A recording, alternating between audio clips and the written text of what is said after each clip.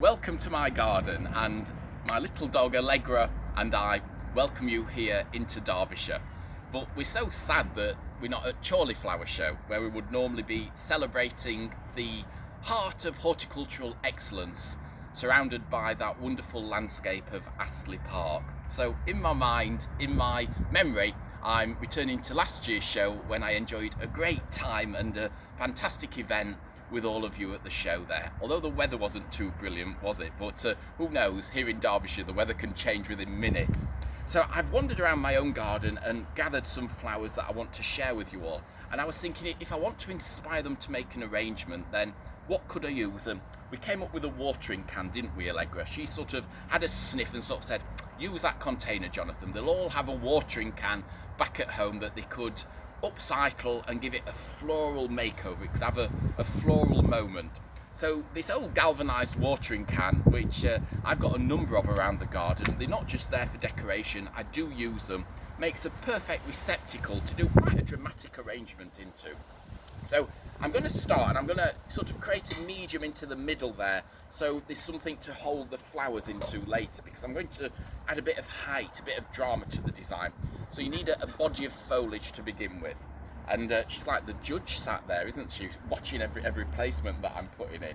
So I'm going to start with this golden rosette-shaped foliage, and that, of course, is Choisia, and that's Choisia tonata Sundance, which has a sort of lemony, musky smell about it, which I quite enjoy. Next to there, we're going to have some Hypericum, and the Hypericum at the moment has got both flowers and berries showing on it.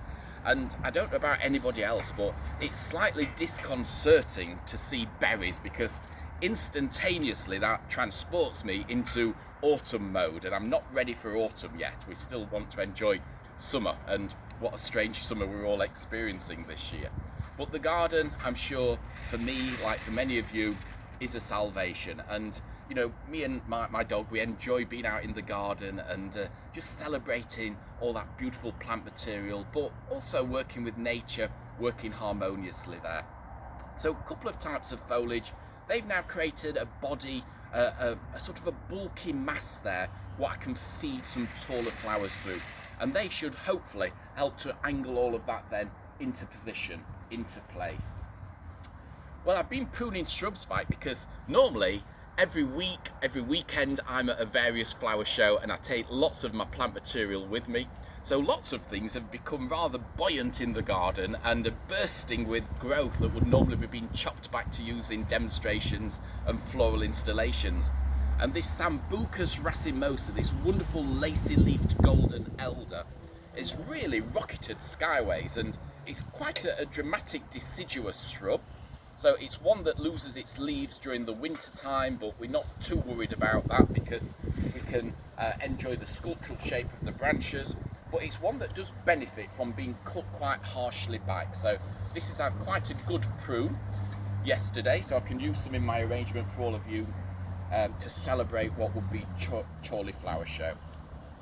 And then I've got some Lysimachia, and this is Lysimachia Firecracker, which is a very dramatic type of foliage, and this is quite a useful link because it's repeating the colour of the Hypericum berries. So colour links, a bit like when planning a border, planning a garden, just the same for an arrangement. So if we can get some repetition of colour or shape in there, then it's giving a more harmonious feel, a more thought through look to the arrangement. So I've got my Lysimachia in there, and you can see how those very tall, very stately spires of this herbaceous perennial is just bedecked with little yellow florets towards the top there, so quite an easy plant to grow. Then we've got some fern leaves, some rather ladder-like structures of the fern, and there's a bit of a breeze blowing up here, so I hope it doesn't blow everything out of the watering can. I think it should hold together there, but it's amazing. A few moments ago there was no breeze, but I'm sure all of you know what it's like. These old pennines can play havoc and weather patterns can change within a moment here where I live, and we can suddenly be in sunshine one minute and then a sharp, shocking shower the next. Ferns, just a great addition to enjoying the garden, and they will grow in dense shade, which makes them absolutely invaluable, very, very useful. And the nice thing about ferns as well, which I think is fantastic, is the fact that they are really low maintenance. You don't have to do a lot with them. They just get on with it, they keep growing. They're very long lived, so they will grow for many, many years in the garden. And if you've got an area of the garden where you want to get something in there and you really sort of want to forget it, just leave it to its own devices, then ferns are a perfect option, a great choice to make.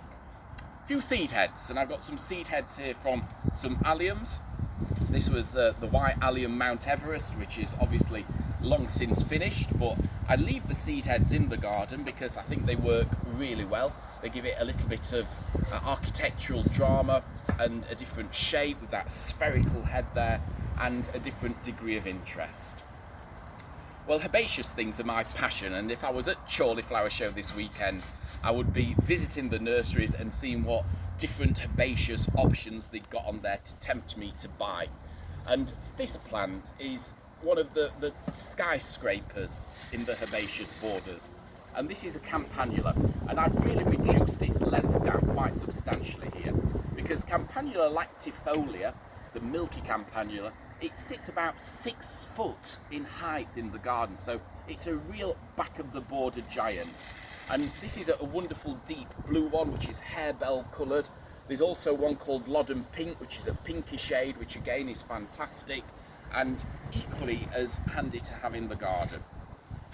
The Yarrows, or the Achilleas, are great because they give a different shape to a flower arrangement, just as they do into a garden, because they're a flat-headed form, which is quite an unusual shape really in our flower world. We don't have many options that grow with that very flat plane of flowers. I can think of a few others, but oops, one trying to escape. There's certainly not that many out there. And the Yarrow has got, again, quite an aromatic, quite a spicy fragrance to it, so quite a scented plant material.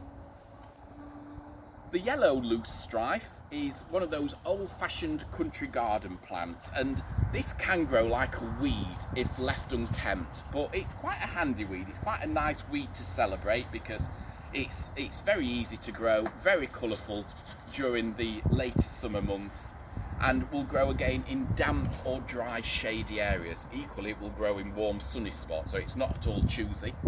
And this too is like the bronze-leafed Lysimachia. This is the common Lysimachia, which is Lysimachia Bulgaris. So yellow loose strife there, cousin of this one, both very closely related. So what else have I got in my bucket? Let's have a look.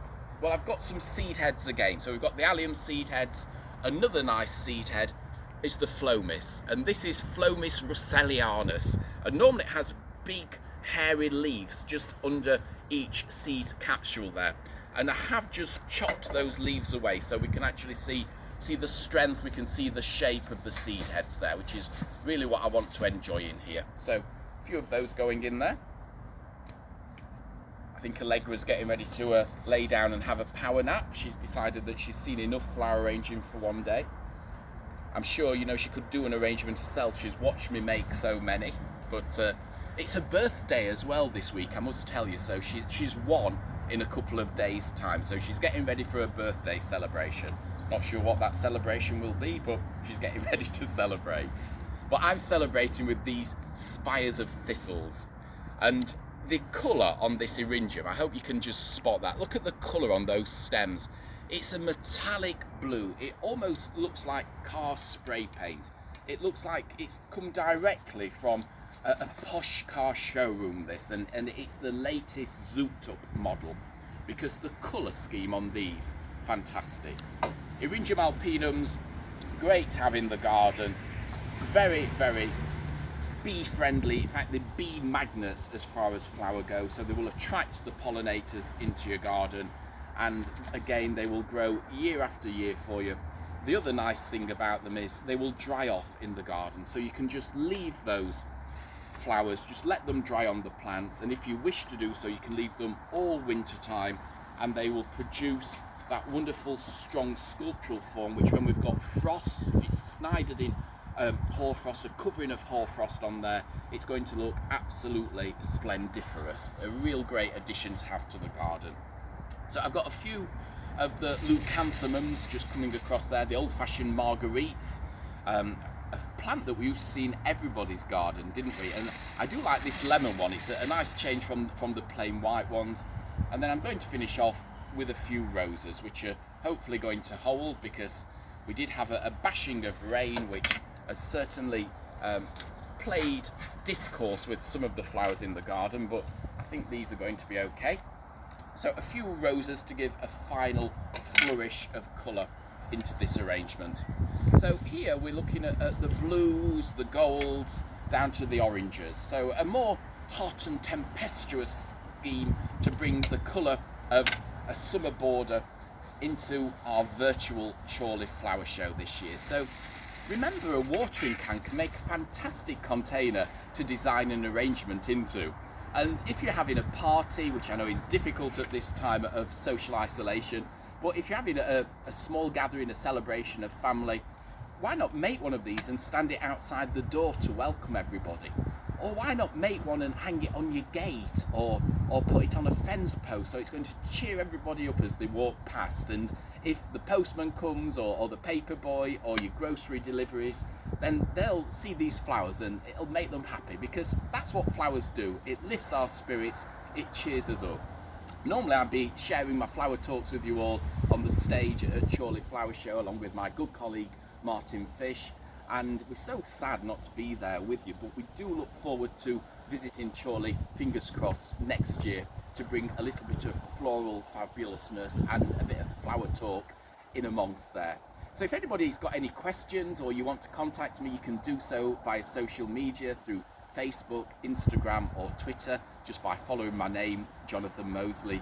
Or if you want to join me later in the year for some Christmas workshops or some Christmas classes, then there's information on my website, which is just jonathanmosley.com. So I've certainly enjoyed bringing a little bit of floral fun, and Allegra's certainly enjoyed being part of this from my rather sort of cold Derbyshire garden today. The weather's certainly changed since I began planning to share this arrangement with you earlier this morning. But I hope these colours make you smile, lift your spirits, and you enjoy part of virtual Chorley show. So I'll leave you with this celebration of the watering can. Come on, Allegra, are we going? Are you coming? Come on then. Away we go. Good girl. Good girl. Come on then.